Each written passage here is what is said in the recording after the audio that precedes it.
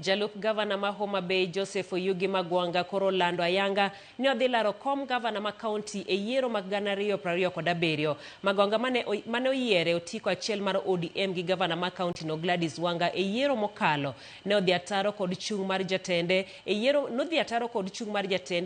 madundo mane obagi Kasipul kama nosiro Philip Aroko mane ochung kar kende ka jatende to nosiro Boyd Were. E twak mare Magwanga koni osebedo ka oyudo sand kendo kata mana ofise ne olor moko nyal donje gino mabendo semoni tiyo ne jopiny e lemo mar jalup gavana. Onyiso gavana Wanga mondo oikre ne piem ma iye tek e yiero mag 2027 kendo ok odhi dok chien e dwaro mare mar bedo gavana e yiero makamano.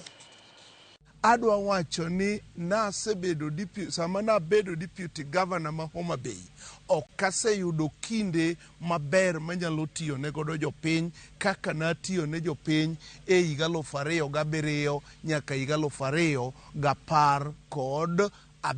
Abedo your running mate to pod ok watieko our term. Tiseneno ni mondi lor na office mondo mi kik abed e office no. That means ni marie jotimang'owa kata dak kanyakla otimang'owa kata tiyo kanyakla okethore.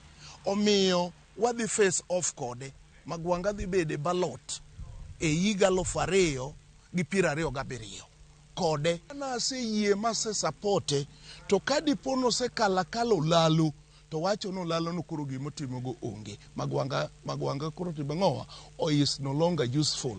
Ka am no longer useful wadhi nenore kode debe mondo mi odhi onyisa kuro mondo wadhi wapimre ngufu to wadhi face off kode mondo wadhi wane ni to who is who 2027 to kendo kabidok chien.